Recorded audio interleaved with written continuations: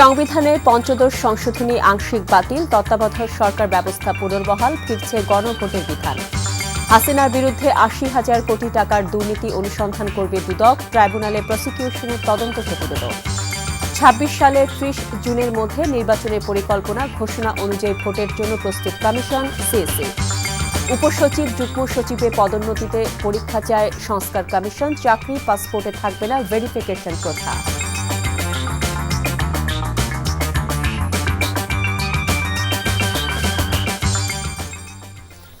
আসসালামু আলাইকুম, মোহসেনা শাওন আপনাদের সবাইকে আমন্ত্রণ জানাচ্ছি এনটিভির রাতের খবরে। ক্রাউন সিমেন্ট শিরোনাম দেখছিলেন। এছাড়াও থাকছে স্পিরিটস অফ জুলাই আয়োজিত ইকোস অফ রেভলিউশন কনসার্টের খবর। ছাত্র জনতার গণ অভ্যুত্থানে নিহতদের পরিবার ও আহতদের সহযোগিতায় আগামী ২১ ডিসেম্বর রাজধানীর আর্মি স্টেডিয়ামে হবে এই কনসার্ট। গান পরিবেশন করবেন উপমহাদেশের খ্যাতিমান সঙ্গীত শিল্পী রাহাত ফতে আলী খান এবং বাংলাদেশের বিভিন্ন ব্যান্ড শিল্পী গোষ্ঠী। কনসার্টে মিডিয়া পার্টনার এনটিভি। এবার পুরো খবর। নির্দলীয় তত্ত্বাবধায়ক সরকার ব্যবস্থা বিলুপ্তি সংক্রান্ত সংবিধানের পঞ্চদশ সংশোধনী আংশিক বাতিল করেছে হাইকোর্ট। ফলে সংবিধানে পুনর্বহাল হচ্ছে তত্ত্বাবধায়ক সরকার ব্যবস্থা, ফিরছে গণভোটের বিধানও।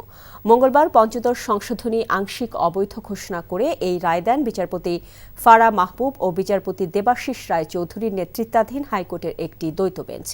রায়ের পর্যবেক্ষণে আদালত বলেছে, পঞ্চদশ সংশোধনীর মাধ্যমে সংবিধানের মৌলিক কাঠামো ধ্বংস করা হয়েছিল। হাসান জাবেদের রিপোর্ট। কনস্টিটিউশন 15 অ্যামেন্ডমেন্ট বিল 2011 সংসদে পাস হলো। ২০১১ সালে তৎকালীন আওয়ামী লীগ সরকার তত্ত্বাবধায়ক সরকার ব্যবস্থা বাতিল করে সংবিধানের পঞ্চদশ সংশোধনী আনে, যাতে ৫৪টি বিষয়ে সংযোজন, পরিমার্জন ও পরিবর্তন করা হয়। সেই সংশোধনীর বৈধতা চ্যালেঞ্জ করে হাইকোর্টে রিট করেন সুজন সম্পাদক বদিউল আলম মজুমদার সহ ৫ বিশিষ্ট নাগরিক। রিটের প্রাথমিক শুনানি শেষে রুল জারি করে আদালত। সেই রুলের শুনানিতে পক্ষভুক্ত হন বিএনপি মহাসচিব, জামায়াতের সেক্রেটারি জেনারেল সহ আরও কয়েকজন। শুনানি শেষে মঙ্গলবার রায় দেয় আদালত। রায়ে তত্ত্বাবধায়ক সরকার ব্যবস্থা বাতিল সহ ৬টি ধারাকে অবৈধ ঘোষণা করেছে। কেয়ারটেকার সিস্টেমটাকে বাতিল করাটা ওনারা অবৈধ ঘোষণা করেছেন। সংবিধানের একটা জায়গা ওনারা দিয়েছিলেন 44(2)তে, সরকার ইচ্ছা করলে যে কোনো জায়গায় হাইকোর্ট বসায় দিতে পারবেন, এটা অবৈধ। থার্ড, ওনারা বলেছেন রেফারেন্ডামের বিষয়ে সরকার যেভাবে সংকুচিত করেছিলেন, রেফারেন্ডামে জনগণের যে পাওয়ার, সেই পাওয়ারটা যেভাবে সংকুচিত করেছিলেন, সেই সংকুচিত করাটাকে ওনারা অবৈধ ঘোষণা করেছেন। This also hits the basic structure of our constitution. রায়ের পর্যবেক্ষণে আদালত বলে, তত্ত্বাবধায়ক সরকার রাজনৈতিক ঐক্যমত্যের ভিত্তিতে হয়েছিল, যে কারণে এটি সংবিধানের মৌলিক ভিত্তি হয়ে গেছে। সেই ভিত্তিকে ধ্বংস করা হয়েছে, অর্থাৎ গণতন্ত্র ধ্বংস হয়েছে পঞ্চদশ সংশোধনীর মাধ্যমে। 15th অ্যামেন্ডমেন্ট করে তারা জনগণের ভোটের অধিকার হরণ করেছেন। যেখানে জনগণ হচ্ছে সমস্ত ক্ষমতার মালিক, সেই জনগণকে অবজ্ঞা করে 15th অ্যামেন্ডমেন্ট করেছেন। 15th অ্যামেন্ডমেন্ট করা হয়েছিল আওয়ামী লীগকে চিরস্থায়ী বন্দোবস্ত এবং শেখ হাসিনাকে চিরস্থায়ীভাবে প্রধানমন্ত্রী করার জন্য। যে কারণে মহামান্য আদালত বলেছেন অবজারভেশনে যে 15th অ্যামেন্ডমেন্টে will of the people reflected হয়নি। সাতের ক্ষতে যে এগুলো কোথাও চ্যালেঞ্জ করা যাবে না। তিনি বলছেন যে যদি সুপ্রিমেসি অফ দ্য কনস্টিটিউশন, দেশের সার্বভৌমত্ব বিনষ্ট হয়, তাহলে অবশ্যই এগুলোকে আদালতে প্রশ্ন উত্থাপন করা যাবে এবং supreme court is the guardian of the constitution. এই রায়কে ঐতিহাসিক উল্লেখ করে রিটকারী বলেন, এর ফলে কেউ আর ফেসিবাদী হয়ে উঠতে পারবে না। গণতান্ত্রিক ব্যবস্থা ফিরে আসলো এটা বলা যাবে না। গণতান্ত্রিক ব্যবস্থা ফিরে আসার একটা গুরুত্বপূর্ণ দ্বার উন্মোচিত হলো। এটা নির্ভর করবে ভবিষ্যতে আমরা কিভাবে আচরণ করি। সংবিধানের পঞ্চদশ সংশোধনীর মাধ্যমে তত্ত্বাবধায়ক সরকার ব্যবস্থা বিলোপ করা হয়েছিল। এর ফলে গণতন্ত্রের প্রাতিষ্ঠানিক মৃত্যু হয়েছিল এবং গত 3টি নির্বাচন অবাধ, সুষ্ঠু, নিরপেক্ষ হয়নি, একদলীয়ভাবে হয়েছিল, যা বারবার রাজনৈতিক দলগুলো বলে আসছিল। হাইকোর্ট সেই পঞ্চদশ সংশোধনীর কয়েকটি ধারা বাতিল করার ফলে আবার গণতন্ত্রের প্রাতিষ্ঠানিক রূপ পাবে এবং কেউ স্বৈরাচারী বা এককভাবে নির্বাচন করার আর চিন্তা করবে না, এমনটাই মনে করছেন আইনজীবীরা। Hasan Javed, NTV news, Bangladesh supreme court, Dhaka. পতিত স্বৈরাচার শেখ হাসিনা ও তার পরিবারের অপর 3 জন সদস্যের বিরুদ্ধে রূপপুর পারমাণবিক বিদ্যুৎ কেন্দ্র ও অন্যান্য মেগা প্রকল্পের মোট ৮০,০০০ কোটি টাকা পাচারের অভিযোগ তদন্ত করতে যাচ্ছে দুর্নীতি দমন কমিশন দুদক। কমিশন জানায়, শেখ হাসিনা, তার বোন শেখ রেহানা, ছেলে সজীব ওয়াজেদ জয় ও ভাগ্নি টিউলিপ সিদ্দিকীর বিরুদ্ধে অনুসন্ধানে নামবেন তারা। নাজিবুর রহমানের রিপোর্ট। ঘরে ঘরে বিদ্যুৎ পৌঁছে দেওয়ার মিথ্যা আশ্বাসে তড়িঘড়ি করে রূপপুর পারমাণবিক বিদ্যুৎ কেন্দ্র নির্মাণের প্রকল্প হাতে নিয়েছিল শেখ হাসিনা সরকার, যার মূল পরিকল্পনাকারী শেখ হাসিনা ও তার পরিবারের সদস্যরা। সরকার পতনের পর বিশাল এ প্রকল্পে হরিলুটের কথা উঠে আসে সংবাদ মাধ্যমে। বলা হয়, শেখ হাসিনা ও তার পরিবারের সদস্যরা মিলে $500 কোটি বেশি এবং বিভিন্ন প্রকল্প থেকে প্রায় ৮০,০০০ কোটি টাকা পাচার করেছেন। অভিযোগ অনুযায়ী গণ অভ্যুত্থানে ক্ষমতাচ্যুত শেখ হাসিনা, তার বোন শেখ রেহানা, ছেলে জয় ও ভাগ্নি টিউলিপ সিদ্দিকী মালয়েশিয়ার একটি ব্যাংকের মাধ্যমে এত বিশাল অঙ্কের টাকা পাচার করেছেন। এমন খবরের প্রায় 2 মাস পর এ ঘটনার অনুসন্ধানের কথা জানালো দুদক।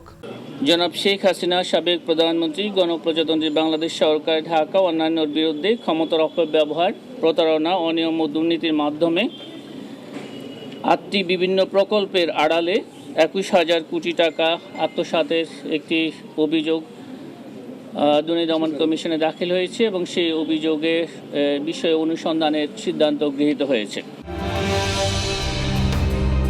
অভিযোগ রয়েছে প্রকল্প বাস্তবায়নকারী সংস্থা রোসাটম মালয়েশিয়ার একটি ব্যাংকের মাধ্যমে শেখ হাসিনাকে অর্থ আত্মসাতের সুযোগ করে দেয়, যেখানে জড়িত ছিলেন তার পরিবারের সদস্যরা।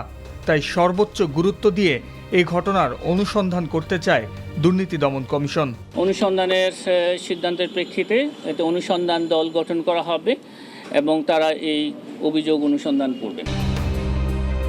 এছাড়া শেখ পরিবারের বিরুদ্ধে আশ্রয়ন প্রকল্প থেকে অর্থ আত্মসাতের অভিযোগ খতিয়ে দেখবে দুদক। Najibur Rahman, NTV news, Dhaka. গুম, খুন সহ বেশিরভাগ মানবতা বিরোধী অপরাধের নিউক্লিয়াস ছিলেন সাবেক স্বৈরাচার শেখ হাসিনা এবং তার নির্দেশেই এসব অপরাধ সংঘটিত হয়েছে বলে আন্তর্জাতিক অপরাধ ট্রাইব্যুনালে তদন্ত প্রতিবেদন জমা দিয়েছে ট্রাইব্যুনালের প্রসিকিউশন। এদিকে শেখ হাসিনাকে দেশে ফেরাতে ইন্টারপোলের রেড নোটিশ জারির বিষয়ে আগামী 15 দিনের মধ্যে জানাতে পুলিশ মহাপরিদর্শকের প্রতি নির্দেশ দিয়েছে ট্রাইব্যুনাল। নিয়ামুল আজিজ সাদেকের রিপোর্ট। মানবতা বিরোধী অপরাধে অভিযুক্ত 45 আসামির মধ্যে আওয়ামী লীগের সাবেক মন্ত্রী, প্রতিমন্ত্রী ও সচিবদের 16 জনকে আদালতে আনা হয়। 3টি আলাদা প্রিজন ভ্যানে সালমান এফ রহমান, ডাক্তার দীপু মনি, আনিসুল হক, জুনায়েদ আহমেদ পলক, শাহজাহান খান, হাসানুল হক ইনু, তৌফিকে এলাহি চৌধুরী সহ একে একে হাজির করা হয় আসামিদের। 1 ঘণ্টা ধরে শেখ হাসিনার বিরুদ্ধে হত্যা, গণহত্যা এবং গুমের বিষয়ে আদালতে শুনানি করে প্রসিকিউশন। চিফ প্রসিকিউটর বলেন, শেখ হাসিনার নির্দেশে বেশিরভাগ অপরাধ সংগঠিত হয়েছিল।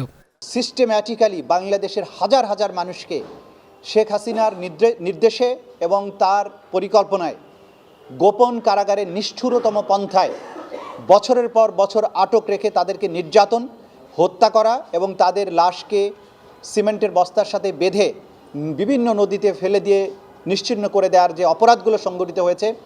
আওয়ামী লীগের সভানেত্রীকে বন্দি বিনিময় চুক্তি অথবা ইন্টারপোলের মাধ্যমে আনার বিষয়ে অগ্রগতি জানাতে 15 দিনের সময় দেওয়া হয়েছে বলে জানায় প্রসিকিউশন। আদালতের যে গ্রেপ্তারি পরোয়ানা সেটা কার্যকরের কি ব্যবস্থা এবং ভারতের সাথে সম্পাদিত যে অপরাধীর বহিঃসমর্পণ চুক্তি অর্থাৎ এক্সট্রাডিশন ট্রিটি, সেই অনুযায়ী কতদূর ব্যবস্থা নেওয়া হয়েছে। তৌফিকে ইলাহি ও কর্নেল ফারুক খানের আইনজীবী বলেন, তাদের বিরুদ্ধে পূর্ণাঙ্গ অভিযোগ না পেয়ে হাইকোর্টে আবেদন করবেন। প্রাথমিক অভিযোগনামা যেটা পেয়েছি সেটা কপি অফ এলিগেশন না, সেই বিষয়ে আদালত শুনানি অন্তে কোনো আদেশ প্রদান করেননি। সংবিধানের 102 ইনভোক করে অনারেবল হাইকোর্ট ডিভিশনে যেতে পারি। আগামী 18 ফেব্রুয়ারি পরবর্তী শুনানির দিন ঠিক করা হয়েছে। Niamul Aziz Sadek, NTV news, Dhaka. প্রধান উপদেষ্টা ডক্টর মোহাম্মদ ইউনূসের ভাষণে আগামী জাতীয় সংসদ নির্বাচনে স্পষ্ট রোডম্যাপ দেওয়া হয়েছে উল্লেখ করে তার প্রেস সচিব শফিকুল আলম বলেছেন 2026 সালের 30 জুনের মধ্যেই হবে আগামী জাতীয় সংসদ নির্বাচন। বিকেলে রাজধানীর বেইলি রোডে ফরেন সার্ভিস একাডেমিতে সংবাদ সম্মেলনে তিনি বলেন, সংক্ষিপ্ত সংস্কারের পর হলে 25 ডিসেম্বরে, আর বেশি সংস্কারের প্রয়োজন হলে 26 জুনের মধ্যে নির্বাচন হবে। উপপ্রেস সচিব আজাদ মজুমদার বলেন, জাতীয় ঐক্যমত কমিশনের প্রস্তাবনা অনুযায়ী আগামী সংসদ নির্বাচনের দিনক্ষণ ঘোষণা করবে নির্বাচন কমিশন। ব্রিফিংয়ে জানানো হয়, D8 সম্মেলনে যোগ দিতে কায়রো যাচ্ছেন প্রধান উপদেষ্টা। 3 দিনের সফর শেষে শুক্রবার তার দেশে ফেরার কথা রয়েছে। খুব স্পষ্ট রোডম্যাপ দেওয়া হয়েছে, ঠিক না? যদি কম রিফর্ম হয় সেক্ষেত্রে আপনি দেখেছেন যে ডিসেম্বরের মধ্যে হতে পারে। উনি একটা আলোকপাত করেছেন, আর এক্সাক্ট ডেট কি এটা তো সত্যিকার অর্থে অনেক ক্ষেত্রে এটা ডিপেন্ড করবে রিফর্মের উপর, বাট উনি একটা টাইম একটা দিয়ে দিয়েছেন। এর চেয়ে আর ক্লিয়ার রোডম্যাপ আর কি হতে পারে? আপনি এক্সপেক্ট করতে পারেন যে ইলেকশন হচ্ছে 2026-এর জুনের 30 তারিখের মধ্যে। প্রধান উপদেষ্টা ডক্টর মোহাম্মদ ইউনূস ত্রয়োদশ জাতীয় সংসদ নির্বাচনে যে সম্ভাব্য সময়সীমার কথা বলেছেন সে অনুযায়ী নির্বাচন করতে প্রস্তুতি আছে বলে জানিয়েছেন প্রধান নির্বাচন কমিশনার এম নাসির উদ্দিন। দুপুরে রাজধানী নির্বাচন ভবনে সাংবাদিকদের প্রশ্নের জবাবে সিএসি একথা জানান। বলেন, নতুন কমিশন দায়িত্ব নেওয়ার প্রথম দিন থেকে নির্বাচনের প্রস্তুতিমূলক কাজ শুরু করেছে। সুষ্ঠুভাবে নির্বাচন সম্পন্ন করার জন্য যা যা প্রস্তুতি দরকার তা এগিয়ে নেওয়া হচ্ছে। অপর প্রশ্নে বলেন, সংসদীয় আসনের সীমানা পুনর্নির্ধারণ হবে ন্যায্যতার ভিত্তিতে। অতীতে এক্ষেত্রে যদি কোনো অনিয়ম হয়ে থাকে কমিশন সেটা দেখবে বলেও জানান সিএসি।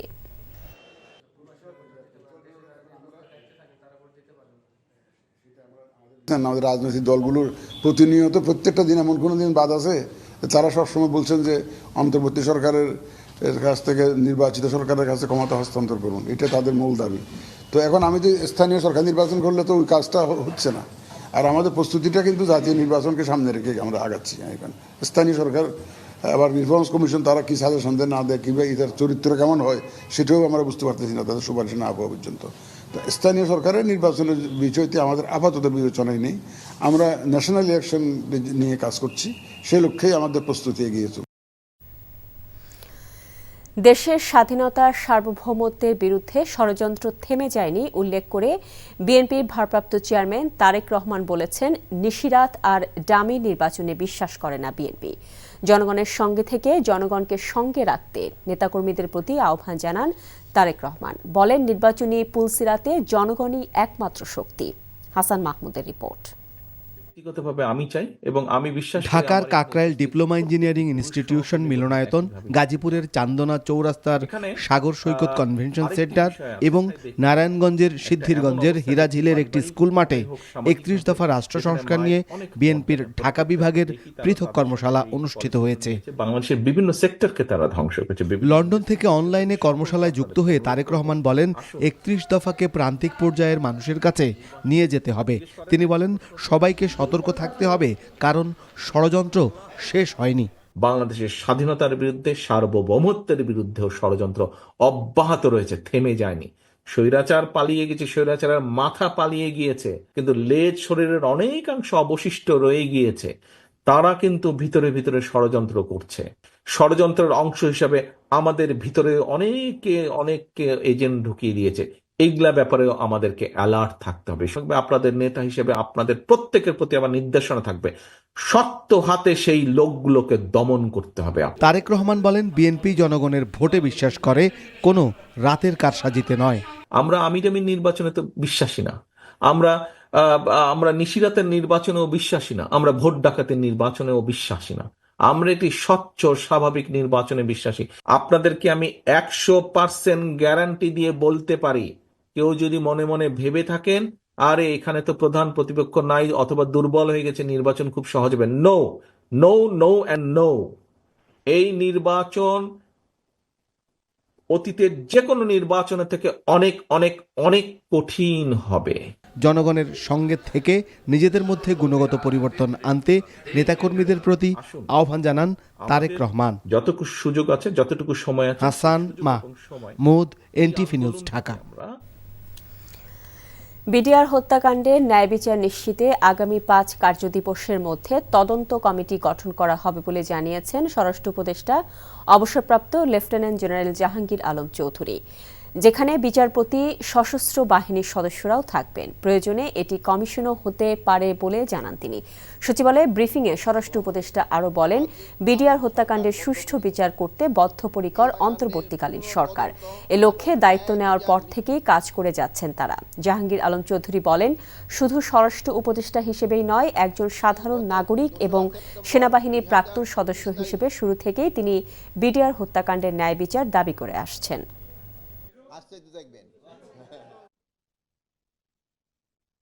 শুধু স্বরাষ্ট্র মন্ত্রণালয়ের দায়িত্বপ্রাপ্ত উপদেষ্টা হিসেবেই নয়, একজন সাধারণ নাগরিক এবং সেনাবাহিনীর প্রাক্তন সদস্য হিসাবে আমি শুরু থেকেই বিডিআর হত্যাকাণ্ডের ন্যায় বিচার দাবি করে আসছি।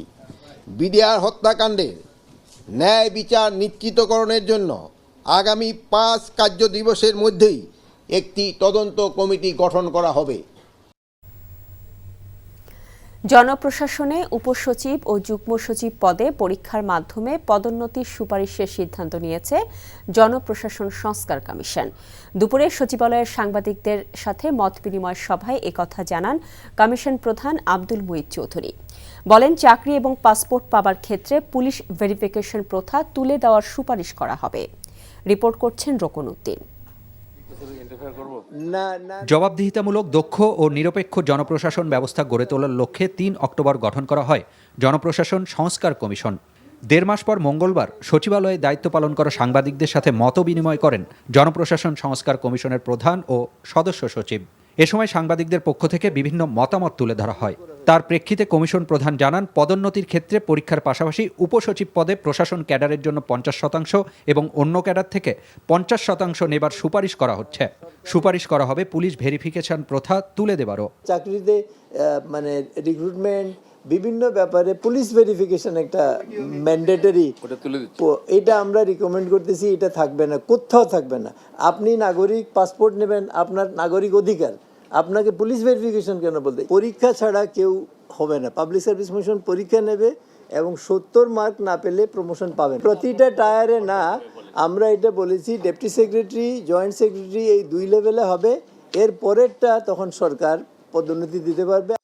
গেল 15 বছরে প্রশাসনের দলীয়করণ হয়েছে দাবি করে ভবিষ্যতে তা যেন না হয় সে লক্ষ্যে সুপারিশ থাকবে বলেও জানান আব্দুল মুঈদ চৌধুরী। দলীয়করণ এর আগে এরকম করা হয় নাই, এইটাই প্রথম করা হয়েছে, এর আগে করা হয় নাই।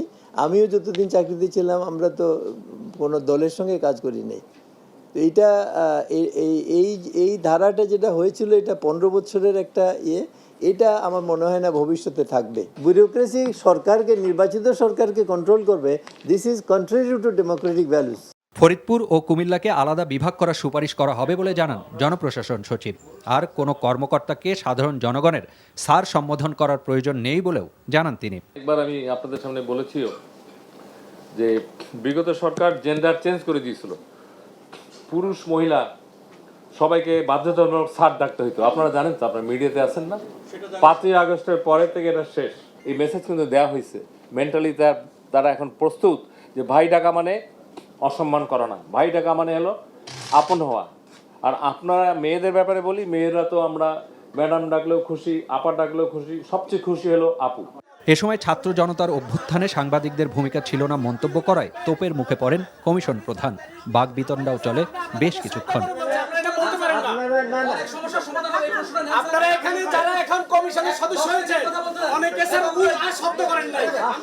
রোকন উদ্দিন, এনটিভি নিউজ, ঢাকা। আওয়ামী লীগ সাধারণ সম্পাদক ওবায়দুল কাদের 3 মাস দেশের কোথায় কিভাবে ছিলেন? সরকারের কাছে সেই তথ্য নেই বলে জানিয়েছেন স্বরাষ্ট্র উপদেষ্টা এবং প্রধান উপদেষ্টার প্রেস সচিব। গ্রেফতারি পরোয়ানা জারির পরও কাদের 3 মাস ধরে কোথায় লুকিয়েছিলেন আর কিভাবে পালিয়ে গেলেন? আইনশৃঙ্খলা বাহিনীর কাছে তা জানতে চেয়েছে আন্তর্জাতিক অপরাধ ট্রাইব্যুনাল। আরও জানাচ্ছেন মুকসিমুল আহসান। পালাবো না, কোথায় পালাবো? পালাবো না, প্রয়োজনে ফখরুল সাহেবের বাসায় গিয়ে উঠবো। এমন দম্ভ নিয়ে বড় গলায় রাজনীতির মাঠে আওয়ামী লীগ সাধারণ সম্পাদক বক্তব্য দিলেও ৫ আগস্টে রাজনৈতিক পট পরিবর্তনের পর গা ঢাকা দেন ওবায়দুল কাদের। তিনি কোথায় আছেন, দেশে নাকি বিদেশে? ভেতরে ভেতরে এ নিয়ে নানা জল্পনা কল্পনা আর আলাপ আলোচনা থাকলেও বিষয়টি নিয়ে সংবাদ প্রচার করে একটি জাতীয় দৈনিক, যেখানে বলা হয় ৯৫ দিন দেশে থাকলেও ৮ নভেম্বর তিনি কলকাতায় পৌঁছেছেন। সংবাদপত্রটির তথ্য মতে তিনি এক বিশেষ স্থানে আদর যত্নে দিন কাটাচ্ছিলেন। সবুজ সংকেত পাওয়ার পর সড়ক পথে তিনি বিশেষ ব্যবস্থায় ভারতের মেঘালয়ের রাজধানী শিলং পৌঁছান, সেখান থেকে যান কলকাতায়। এমন সংবাদের ভিত্তিতে মঙ্গলবার বিষয়টি আন্তর্জাতিক অপরাধ ট্রাইব্যুনালের নজরে আনেন চিফ প্রসিকিউটর তাজুল ইসলাম। পরে এ নিয়ে নির্দেশনা দেয় আদালত। উনি দীর্ঘদিন গ্রেপ্তারি পরোয়ানা জারি হওয়ার পরে দেশে ছিলেন, কিন্তু তাকে গ্রেপ্তার করা যায়নি। সেজন্যই আদালত আজকে ব্যাখ্যা চেয়েছেন যে উনি কোথায় কিভাবে ছিলেন, কিভাবে পালালেন, এই ব্যাপারে যেন আইনশৃঙ্খলা রক্ষাকারী বাহিনী একটা প্রতিবেদন দেন। এবং আমরা আশা করব যে এই আন্তর্জাতিক অপরাধ ট্রাইব্যুনাল এইটা জাতীয় একটা ট্রাইব্যুনাল, যত শক্তিশালী সংস্থাই হোক, আইন শৃঙ্খলা রক্ষাকারী বাহিনী হোক, তারা যদি এটা পালন না করেন তাহলে ধরে নেওয়া হবে তারা রাষ্ট্রের সাথে সহযোগিতা করছেন না। এ বিষয়ে সরকারের সংশ্লিষ্ট কর্তা ব্যক্তিদের কাছে জানতে চাইলে তারা বলেন, ওবায়দুল কাদের এতদিন দেশে ছিলেন কিনা কিংবা কিভাবে দেশ ছেড়েছেন সেই তথ্য তাদের কাছে নেই। আমরা যদি তারে জানতাম আমরা অবশ্যই ধরে ফেলতাম। আপনারা বলেন যে আপনারা একটা খবর দিয়েছেন, তাই যে ওই জায়গায় লুকে আছে, আমরা তারে ধরি নাই। আগে সরকারের যে প্রাইম মিনিস্টার ছিল, ওনার আত্মীয় স্বজনের 16টা এমপি ছিল, উনি কিন্তু আগে সব কটারই বাগাই দিয়েছে। এই দিন ক্ষেত্রে হয়েছে, এরা আগেই চলে গেছে, এরা তো বুঝতে পারছে যে আমরা তো ধরা খেয়ে যাবো। ওবায়দুল কাদের 3 মাস বাংলাদেশে ছিলেন কি ছিলেন না, এটা পুরো জিনিসটা তো আমরা তো সত্যি সত্যি এটা তো তথ্যভাবে আমরা তো এভিডেন্সটা আমরা এখনো আমাদের হাতে নাই। একই সঙ্গে তারা বলছেন বিষয়টি খতিয়ে দেখা হচ্ছে, তবে 5 থেকে 8 আগস্ট পর্যন্ত যারা দেশ ছেড়ে পালিয়েছেন তাদের বিষয়ে স্পষ্ট ব্যাখ্যা দেওয়া সম্ভব না, কেননা তখন দেশে কোনো সরকারই ছিল না। Muksimul Hasan, NTV news, Dhaka. পতিত আওয়ামী লীগ সরকারের সাথে ভারতের অতি সখ্যতা থাকায় রাজনৈতিক পট পরিবর্তনে দুদেশের সম্পর্কের ঘাটতি দেখা দেয়। সম্প্রতি হঠাৎ করে ভারত বাংলাদেশ সম্পর্কের বৈরিতাকে ষড়যন্ত্র হিসেবে দেখছেন বিশ্লেষকরা। তারা বলছেন, সংখ্যালঘু নির্যাতন এবং হিন্দু মুসলিম সম্পর্ক নিয়ে অপপ্রচারের মাধ্যমে সাম্প্রদায়িক সম্প্রীতি নষ্ট করা হচ্ছে। ভারত বাংলাদেশ সম্পর্ক নিয়ে মুকসিমুল আহসানের 2 পর্বের ধারাবাহিকের আজ দেখুন প্রথম পর্ব। 5 আগস্ট ছাত্র জনতার গণ অভ্যুত্থানের মধ্য দিয়ে ক্ষমতাচ্যুত হয় আওয়ামী লীগ সরকার। রাজনৈতিক পট পরিবর্তনের ক্ষণে ভারতে পালিয়ে যান শেখ হাসিনা। বিতর্কিত নির্বাচনের মাধ্যমে আওয়ামী লীগের ক্ষমতায় টিকে থাকা এবং শেখ হাসিনাকে ভারতে আশ্রয় দেয় দেশটির প্রতি ক্ষোভ বাড়ে এদেশের মানুষের। প্রথম থেকেই আমরা কিছু কিছু মানে কি বলবো, একটু নেগেটিভ টোন এসেছে বাংলাদেশ থেকে ইন্ডিয়ার প্রতি। সেটা স্বাভাবিক, কারণ ভারতকে হয়তো তারা খুব দেখেছে দ্যাট ইন্ডিয়ার বা আওয়ামী লীগের সঙ্গে এত ক্লোজলি অ্যাসোসিয়েটেড যে তারা তাকে ভিন্ন করে দেখতে পাচ্ছে না। লাস্ট দুটো ইলেকশন স্পেশালি খুব মানে কি বলবো, ফ্রি অ্যান্ড ফেয়ার হয়নি বলেই একটা ধারণা হয়ে গেছিল যে শেখ হাসিনা একটা জোর করে টিকে গেছে জায়গায়। আর সেই যে রাগটা বাংলাদেশে তার ওপরে, সেই রাগটাও এসে এখন পড়েছে ভারতের ওপরে।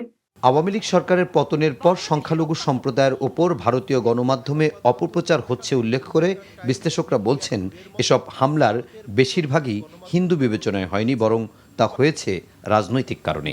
একজন হিন্দু একজন মুসলিম, তাদের মধ্যে কোনো একটা বিভেদের কারণে এটা এমন পর্যায়ে গেল যে একজন হয়তো এই দ্বন্দ্বের পরিপ্রেক্ষিতে মারা গেল। এখন একজন মুসলমান মারা গেলে হয়তো তাকে তখন সেক্ষেত্রে বলা হয় যে এই দ্বন্দ্বের কারণে একজন মারা গেছে। একজন হিন্দু মারা গেলে একজন সংখ্যালঘুষ্ঠকে নিহত করা হয়েছে, অথচ ঘটনা কিন্তু একটাই।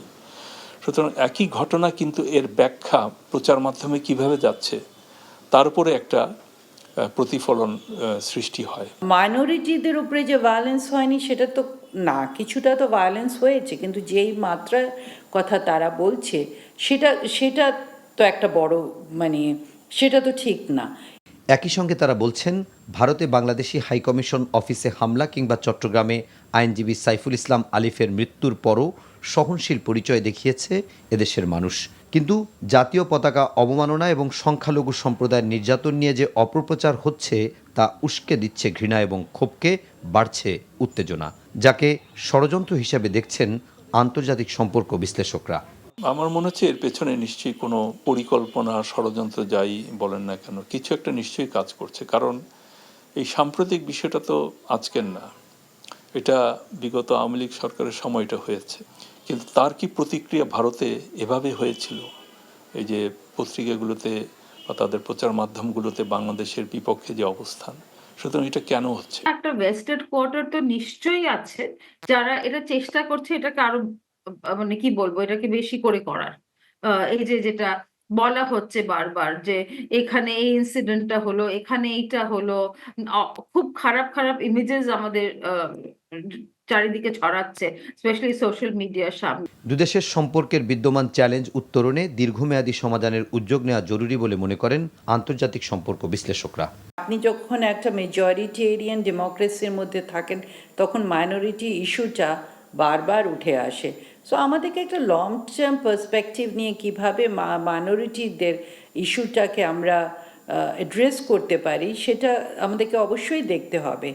সেই সাথে বিশেষজ্ঞরা মনে করেন ভারত বাংলাদেশের সম্পর্ককে এগিয়ে নিতে দ্বন্দ্ব সংঘাতের পথ পরিহার করতে হবে, আলোচনাই হতে পারে সমাধানের কার্যকর উপায়। Muksimul Hasan, NTV news, Dhaka. ছাত্র জনতার গণ অভ্যুত্থানে নিহতদের পরিবার ও আহতদের সহযোগিতার জন্য রাজধানীর আর্মি স্টেডিয়ামে আগামী ২১শে ডিসেম্বর ইকোস অফ রেভলিউশন নামে একটি কনসার্ট আয়োজন করা হচ্ছে। স্পিরিট অফ জুলাই নামের একটি সংগঠন আয়োজিত এই কনসার্টে পরিবেশনা করবেন উপমহাদেশের খ্যাতিমান সঙ্গীত শিল্পী রাহাত ফতে আলী খান এবং দেশের জনপ্রিয় সব ব্যান্ড শিল্পী গোষ্ঠী। দুপুরে ঢাকা বিশ্ববিদ্যালয়ের মধুর ক্যান্টিনে এক প্রেস ব্রিফিংয়ে এসব তথ্য জানানো হয়। এক ভিডিও বার্তায় সঙ্গীত প্রেমীদের স্টেডিয়ামে গিয়ে কনসার্ট উপভোগের আহ্বান জানিয়েছেন রাহাত ফতে আলী খান। ছাত্র জনতার গণ অভ্যুত্থানে নিহতদের পরিবার এবং আহতদের সহযোগিতার জন্য আগামী ২১ ডিসেম্বর বিকেলে আর্মি স্টেডিয়ামে ইকোস অব রেভলিউশন শিরোনামের এই কনসার্টের আয়োজন ঢাকা বিশ্ববিদ্যালয়ের শিক্ষার্থীদের প্ল্যাটফর্ম স্পিরিটস অফ জুলাই। এই কনসার্ট থেকে আয়কৃত পুরো অর্থ শহীদ এবং আহতদের পরিবারের পাশে দাঁড়ানোর জন্য সংস্থা জুলাই শহীদ স্মৃতি ফাউন্ডেশনের সাথে আমরা অলরেডি একটি চুক্তিও করেছি। আমাদের পুরো টাকা সেখানে দান করা হবে। এছাড়াও সঙ্গীতজ্ঞ উস্তাদ রাহাত ফতে আলী খানের এই চ্যারিটি কনসার্টের টিকিট অনলাইনে এখনও চলমান রয়েছে। ব্রিফিংয়ে জানানো হয় এই কনসার্টে শিক্ষার্থীদের জন্য টিকিটে থাকবে বিশেষ মূল্য ছাড়। আয়োজনে ভেন্যুর ভাড়া নেবে না বাংলাদেশ সেনাবাহিনী। সেই সাথে যানবাহন চলাচলের জন্য টোল ফ্রি থাকবে ঢাকা এলিভেটেড এক্সপ্রেসওয়ে। দর্শকদের যাতায়াতের সুবিধার জন্য খুলে দেওয়া হবে জাহাঙ্গীর গেট এবং জিয়া কলোনি গেট। এদিন দুপুর ২টা থেকে রাত ১২টা পর্যন্ত Banani, army golf club, airport, Kuril বিশ্ব রোড এই 4টি প্রবেশপথে এলিভেটেড এক্সপ্রেসওয়েতে যানবাহন টোল ফ্রি প্রবেশ করতে পারবে। তবে মোটরসাইকেল এই সুবিধার আওতামুক্ত থাকবে না। বাংলাদেশি বন্ধুরা, আমি আসছি তোমাদের দেশে। আগামী ২১ ডিসেম্বর গাইব আর্মি স্টেডিয়ামে। ২৪-এর জুলাই গণ অভ্যুত্থানে আহত এবং তাদের পরিবারের জন্য তহবিল সংগ্রহে গাইব, সবাই মিলে একসাথে দেখা হবে।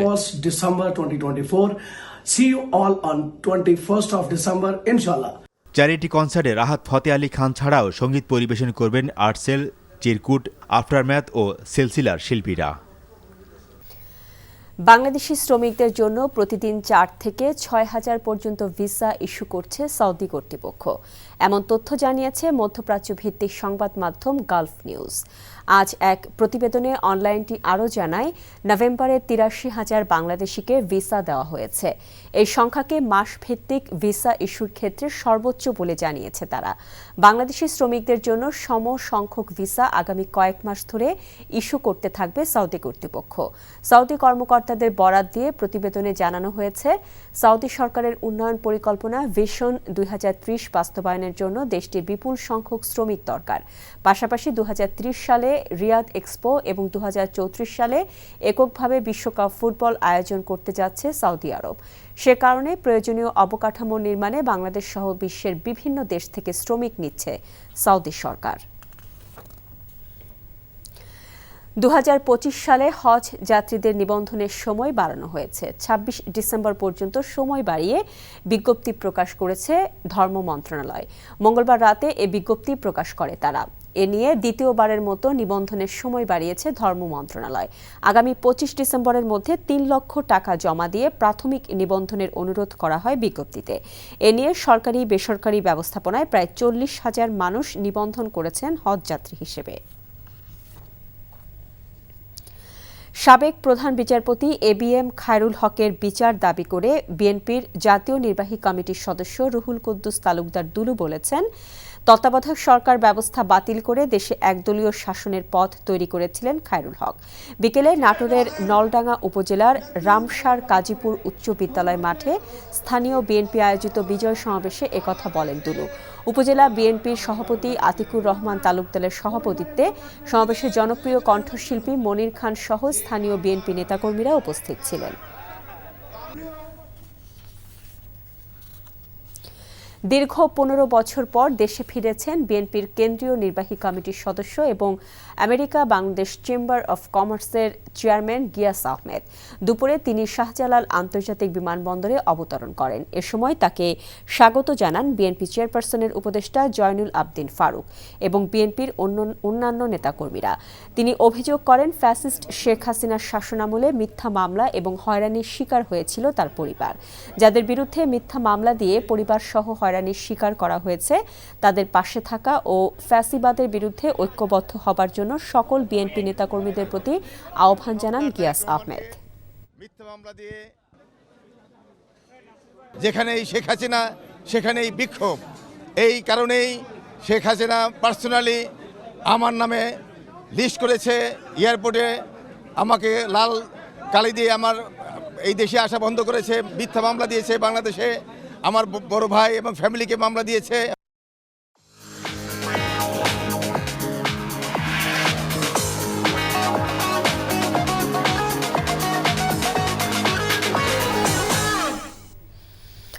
নগদ নিবেদিত অর্থনীতির খবর। অর্থনৈতিক পরিস্থিতি নিয়ন্ত্রণ ও বাজারে স্থিতিশীলতা ফেরানো না গেলে সংস্কারের শেষ পর্যন্ত জনগণের ধৈর্য থাকবে না বলে মন্তব্য করেছেন সেন্টার ফর পলিসি ডায়ালগ সিপিডির সম্মানীয় ফেলো ডক্টর দেবপ্রিয় ভট্টাচার্য। বিকেলে ফরেন সার্ভিস একাডেমিতে আয়োজিত এক বৈঠকে একথা বলেন তিনি। বলেন, মধ্যম আয়ের দেশ হওয়ার ঝুঁকি থেকে বের হতে এখন থেকেই পদক্ষেপ নিতে হবে।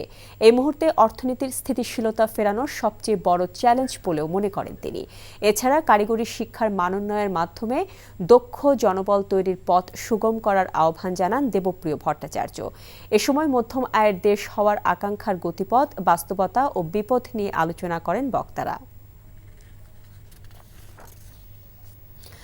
আগামী বৃহস্পতিবার থেকে শুরু হচ্ছে আন্তঃবিশ্ববিদ্যালয় badminton tournament. East West university sports club আয়োজিত এই টুর্নামেন্ট অনুষ্ঠিত হবে বিশ্ববিদ্যালয়টির নিজস্ব ক্যাম্পাসে। 5 দিনের এই টুর্নামেন্ট আয়োজনে সহযোগিতা করছে বাংলাদেশ ব্যাডমিন্টন ফেডারেশন, যেখানে অংশ নেবে দেশের 40টিরও বেশি সরকারি ও বেসরকারি বিশ্ববিদ্যালয়। দেশের শীর্ষস্থানীয় ইলেকট্রোলাইট ড্রিঙ্কস এসএমসি প্লাসের পৃষ্ঠপোষকতায় আয়োজিত এই টুর্নামেন্টে 6টি বিভাগে প্রতিযোগিতা অনুষ্ঠিত হবে। মঙ্গলবার ইস্ট ওয়েস্ট ইউনিভার্সিটি ক্যাম্পাসে আয়োজিত সংবাদ সম্মেলনে উভয় সংস্থার প্রধান প্রতিনিধিরা টুর্নামেন্টের বিভিন্ন দিক তুলে ধরে বলেন, এর মাধ্যমে তরুণ অ্যাথলেট বেরিয়ে আসবে যারা পরবর্তীতে জাতীয় পর্যায়ে খেলার সুযোগ পাবেন। আর এর সাথে শেষ করছি রাতের খবর। তবে যাবার আগে ক্রাউন সিমেন্ট শিরোনামগুলো জানিয়ে যাব আরও একবার। সংবিধানের ৫ম সংশোধনী আংশিক বাতিল, তত্ত্বাবধায়ক সরকার ব্যবস্থা পুনর্বহাল, ফিরছে গণভোটের বিধান। হাসিনার বিরুদ্ধে ৮০,০০০ কোটি টাকা দুর্নীতি অনুসন্ধান করবে দুদক, ট্রাইব্যুনালে প্রসিকিউশনের তদন্ত প্রতিবেদন। ২৬ সালের ৩০ জুনের মধ্যে নির্বাচনের পরিকল্পনা, ঘোষণা অনুযায়ী ভোটের জন্য প্রস্তুত কমিশন সিএসি। উপসচিব যুগ্ম সচিবের পদোন্নতিতে পরীক্ষা চায় সংস্কার কমিশন, চাকরি পাসপোর্টে থাকবে না ভেরিফিকেশন প্রথা। এই ছিল রাতের খবরে। এই খবরের ভিডিও সহ আপডেট জানতে ভিজিট করুন এনটিভি অনলাইন www.ntvbd.com। এছাড়াও এনটিভি জনপ্রিয় সব অনুষ্ঠান ও খবরের আপডেট জানতে ভিজিট করুন আমাদের ইউটিউব ও ভেরিফাইড ফেসবুক পেজ। রাত ১টায় মধ্যরাতের খবর দেখার আমন্ত্রণ রইল। এতক্ষণ সাথে থাকার জন্য সবাইকে ধন্যবাদ।